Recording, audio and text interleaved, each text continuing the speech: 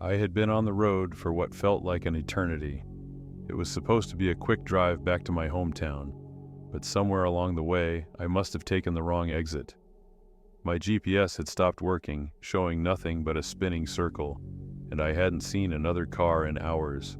The darkness of the night felt thick, pressing in on me. My eyes were starting to droop, and the only thought I had was finding a place to stretch my legs and get a little rest. That's when I saw the sign for a rest stop up ahead. It was old and rusty, barely readable, but the words, "Rest Area, 2 miles," were clear enough. I sighed in relief, glad I could finally pull over and take a break. As I approached the exit, the rest stop came into view. It was an old, isolated building, with a few dim streetlights illuminating the parking lot. The building itself was run down, the paint peeling from its walls, and the vending machines outside looked like they hadn't been stocked in years. But I didn't care. I just wanted to get out of the car for a bit. I parked near the front and stepped out. The air was cold and still, with no sound except the faint hum of the wind. It was oddly quiet, like even the wildlife had abandoned this place. Still, I shrugged off the uneasiness and headed toward the bathroom. The door creaked loudly as I pushed it open, and inside was just as grim. The tiles were cracked and the mirrors were foggy with grime. A single, flickering light bulb cast a dim glow across the room. I washed my hands at the sink, and when I looked up, I thought I saw something move behind me in the reflection. My heart skipped a beat, but when I turned around, the bathroom was empty. I chuckled nervously. "You're just tired," I told myself. As I dried my hands, I heard something outside. It was faint at first, like a distant humming. I stepped out of the bathroom and looked around. The parking lot was empty, just like when I'd arrived, but the humming grew louder. It sounded almost like singing. I couldn't place it, but it was coming from somewhere beyond the rest stop, from the trees that bordered the area. Curiosity got the better of me, and I walked toward the sound. I don't know why I didn't just get in the car and leave, but something about the singing was drawing me in. As I approached the edge of the lot, the singing abruptly stopped. The sudden silence was jarring, and for the first time, a chill ran down my spine. I turned to go back to my car, but something caught my eye. A figure standing at the far end of the lot. I froze. It was too far away to make out any details, but it was clearly a person, just standing there, completely still. My instincts screamed at me to leave, but my body didn't move. I stared at the figure, and as I did, it began to slowly walk toward me. That snapped me out of my trance. I rushed back to my car, yanking the door open and jumping inside. My hands shook as I fumbled for the keys and started the engine. The headlights came on, and in their glow, I saw nothing. The figure was gone. I looked around, but the parking lot was completely empty again. I should have left right then, but for some reason I couldn't. Something was keeping me there. I sat in the driver's seat, gripping the wheel, my breath coming in shallow gasps. Then the singing started again, closer this time. I rolled up the windows, trying to shut it out, but the sound seemed to seep through the car. It wasn't just one voice now, it was several, harmonizing in a low, eerie melody. I glanced in the rearview mirror and froze. There, standing behind my car, was the same figure, but now I could see it clearly. It was a woman, her face pale and hollow, eyes dark and empty. She wore a tattered dress, and her mouth was moving in time with the singing, though no words came out. She didn't move closer, just stood there, watching me through the glass. Panic surged through me. I slammed the car into reverse, but the moment I did, the engine sputtered and died. The lights went out, and I was plunged into darkness. I frantically turned the key in the ignition, but it wouldn't start. All the while, the singing grew louder, almost deafening now. I looked up, and the woman was right next to the car, her face pressed against the driver's side window. I screamed, shoving the door open and stumbling out into the parking lot. I ran toward the building, thinking maybe I could hide inside, but as I reached the entrance, the door slammed shut on its own. I tugged at the handle, but it wouldn't budge. I turned back to the car, and my heart nearly stopped. The parking lot was full now, filled with shadowy figures standing in rows, all facing me. Their eyes were hollow, their mouths open in a silent song that seemed to vibrate through my bones. I backed away, but there was nowhere to go. The singing grew louder, more frantic. As the figures began to move toward me, I ran. I don't know where I thought I was going, but I ran into the trees, the sound of the singing chasing me through the darkness. I didn't stop running until I collapsed on the side of the road, gasping for breath. When I finally looked back, there was nothing. No figures, no rest stop, just an empty stretch of highway under the moonlight. My car was gone. The building was gone. It was as if none of it had ever existed. I flagged down a passing car, the driver, thankfully, stopping to help.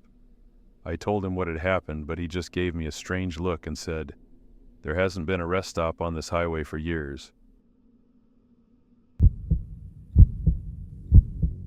After a long day on the road, I found myself driving through a particularly remote stretch of highway. It was late and I was tired, the kind of tired that makes you question whether you're still awake or just dreaming. I had just passed a small town when I spotted a flickering light in the distance. It was a rest stop, just what I needed. As I pulled in, I noticed the sign said, "Welcome to Echo Rest Stop." It was oddly quiet, not a single car in sight, and the faint hum of the highway felt distant, almost muted. I parked my car and stepped out, the cool night air hitting my face. It felt refreshing, but an unsettling feeling crept over me like I was being watched. The rest stop building was old, with peeling paint and a weathered roof. I walked to the restroom, hoping to shake off the fatigue. Inside, the fluorescent lights buzzed loudly, flickering erratically. I took a deep breath and tried to focus on the task at hand. As I washed my hands, I noticed something strange, a series of soft whispers echoing around me. I stopped and listened, heart racing, but couldn't make out any words. It sounded like a conversation just beyond my hearing. Feeling uneasy, I hurried out of the restroom and back into the main area of the rest stop. I glanced around, but it was empty. I approached the vending machines, hoping for something to drink, but the screens were cracked, and they looked like they hadn't been stocked in years. Just then, I heard the whispers again, clearer this time, but still indistinct. It felt like they were coming from the nearby woods that bordered the rest stop. My curiosity got the better of me, and I stepped outside, walking toward the tree line.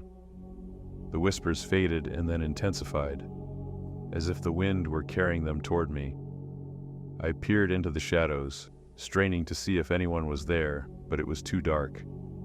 The air felt heavy, and an unsettling chill ran down my spine.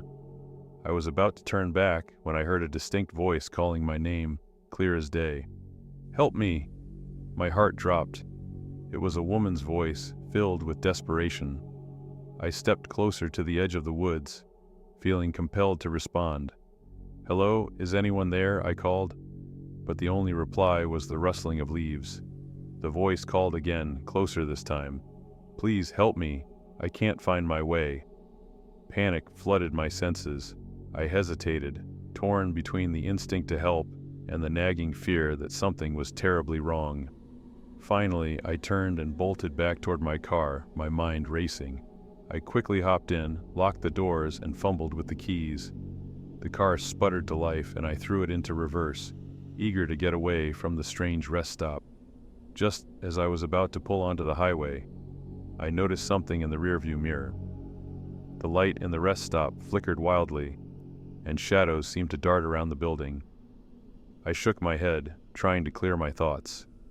It was just my imagination, I told myself, but a sense of dread settled in my stomach. As I drove away, the whispers faded, but I could still hear the voice calling out, echoing in my mind, "Help me." I tried to shake it off, but the feeling of being watched lingered. I drove for what felt like hours, trying to put the rest stop behind me. But the nagging thought wouldn't leave. Who was that woman? What had happened there? I couldn't help but feel that I had stumbled upon something dark. Finally, I reached the next town and pulled into a gas station. I needed to refuel my car and collect my thoughts. The fluorescent lights flickered above as I stepped inside. I approached the clerk. an older man with tired eyes.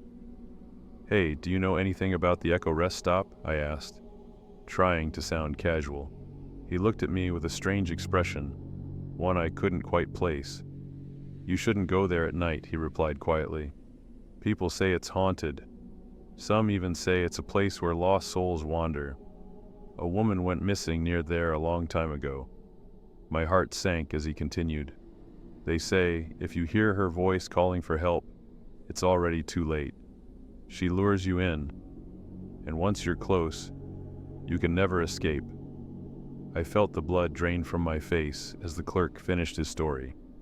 I told him about the voice I heard and the whispers, but he just shook his head. "Once you hear the call, it's like a curse. You might not realize it, but you've invited something dark into your life."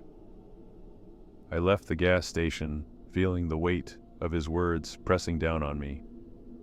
I climbed back into my car, adrenaline still coursing through my veins. I couldn't shake the feeling that the rest stop wasn't just a figment of my imagination. It was a real place, a trap set for the unwary. As I drove away from the town, I glanced in the rearview mirror one last time. The night was calm, the highway stretching endlessly behind me, but I couldn't shake the feeling that something was following me. The whispers echoed in my mind, and for the first time, I truly understood the warning of the clerk.